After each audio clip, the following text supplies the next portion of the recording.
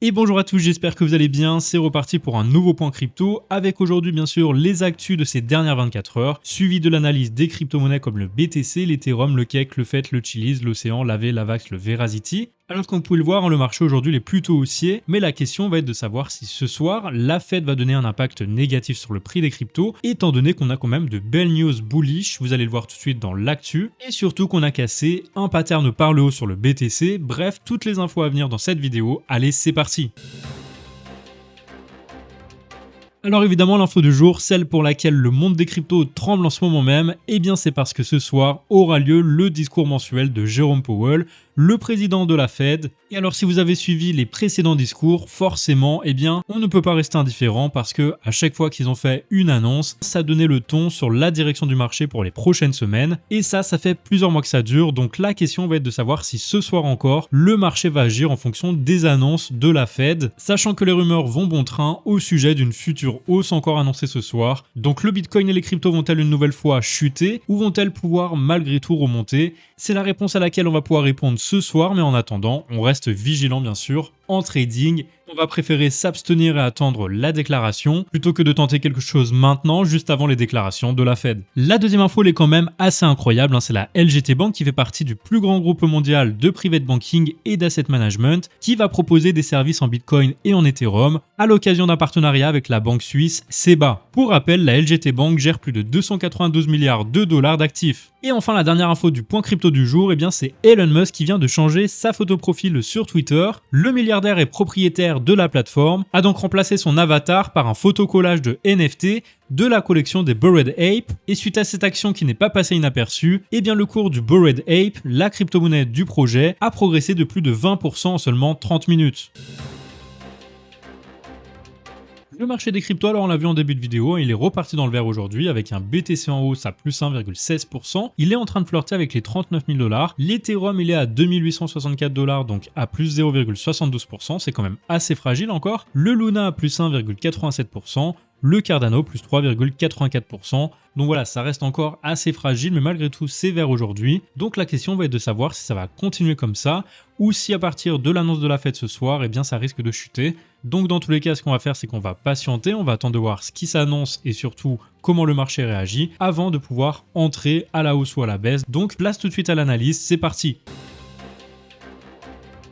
Le Bitcoin, la première chose que je vois en H4, c'est qu'on a cassé cette trendline ici en jaune qui donne en théorie de fortes chances d'aller chercher les 42 000 $ qui correspondent tout simplement au haut de ce pattern qui est un biseau descendant. On a plus de 80% de chances d'aller chercher cet objectif. Maintenant attention, forcément il y a les annonces de la Fed qui peuvent interférer bien sûr sur cette target là, donc on reste vigilant tant qu'on ne casse pas le nuage. De toute façon on peut toujours être rejeté, réintégré avec un fake out et puis cassé par le bas, donc on fait très attention. Aujourd'hui c'est compliqué de rentrer en trade, donc on va attendre les prochaines heures pour se décider.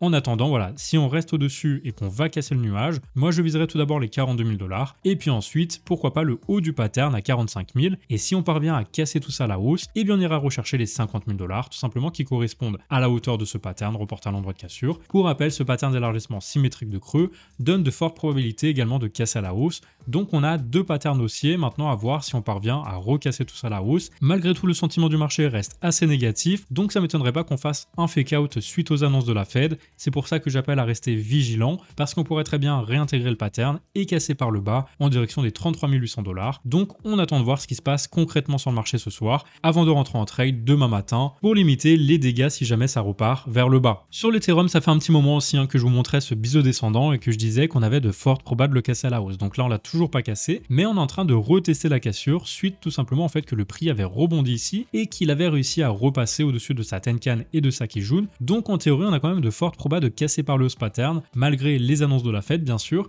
Et donc si on repasse à travers le nuage qu'on s'en sert de support, on aura de fortes probabilités de retourner à 3517 $. Maintenant si malgré tout on réintègre et qu'on recasse à la baisse, eh bien on ira chercher tout simplement les 2366 $ qui correspondent à la hauteur de ce pattern à son entrée, reporté à l'endroit de cassure. Sur le cake, on évolue toujours à l'intérieur de ce biseau descendant depuis le mois d'avril et on attend de voir ici si on parvient à recasser le nuage à la hausse parce qu'il est quand même assez épais et pour l'instant on a quand même la Tenkan et la Kijun qui peuvent encore agir en résistance et entraîner le prix vers un nouveau plus bas, à minima sur les 7,08 $. $. Et si on casse cette trendline à la baisse, bien attention parce qu'on pourra aller chercher ensuite les 5,40 $ qui correspondent à cette hauteur-là, reporté à l'endroit de cassure. Maintenant, si on parvient à repasser au-dessus du nuage, on s'en servira de support pour aller casser à la hausse ce pattern avec un grand W ici en direction des 11,97 $. Donc bien attendre de voir si on casse par le haut ou par le bas. Le Fetch c'est pareil, il a un biseau descendant. Si on le casse à la hausse, on ira chercher les 0,51. Attention nuage pour l'instant, tant qu'on ne repasse pas au-dessus des 0,30, je resterai vigilant. Maintenant, si on casse à la baisse, on ira chercher les 0,18 qui correspondent à la hauteur de ce pattern reporté à l'endroit de cassure. Pourquoi cet objectif? Tout simplement parce qu'il correspond au point le plus haut dans ce pattern. C'est la règle sur les biseaux descendants. Lorsqu'on casse par le haut, en théorie, on va chercher ce niveau-là et à minima, le niveau ici de résistance à 0,34. Sur le Chiliz, biseau descendant également avec objectif haussier à 0,32 et puis objectif baissier 0,12. Ça va dépendre si on casse par le haut ou par le bas. Attention nuage, il va falloir le casser à 0,19 avant de valider la sortie haussière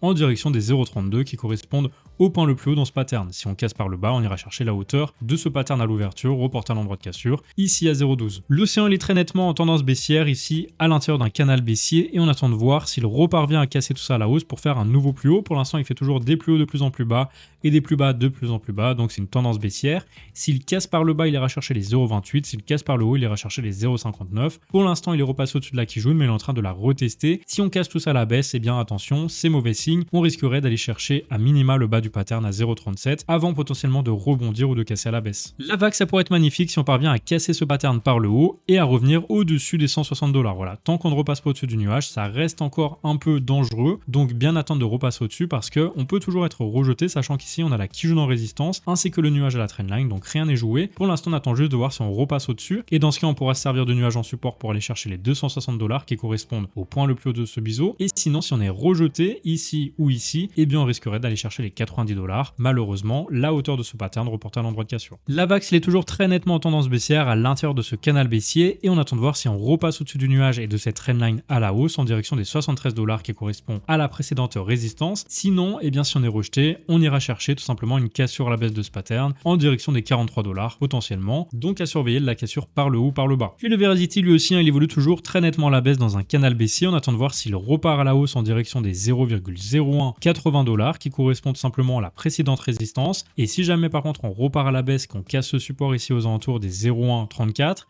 eh bien on aura de fortes chances d'aller chercher tout d'abord le bas du pattern à 0,121 et si on casse par le bas, on ira chercher les 0,009 à surveiller dans les prochains jours. Et voilà, c'est la fin de cette vidéo d'analyse. Merci à tous de l'avoir regardé. Si vous cherchez des analyses sur les autres cryptos, eh bien n'oubliez pas de regarder mes vidéos précédentes de lundi et de mardi, tout simplement parce que tous les jours je fais des analyses différentes sur des cryptos différentes. Donc voilà, n'hésitez pas. Et également vous pouvez liker la vidéo et vous abonner si jamais vous découvrez la chaîne. Merci à tous, je vous dis à demain pour une nouvelle vidéo. Allez, bonne fin de journée.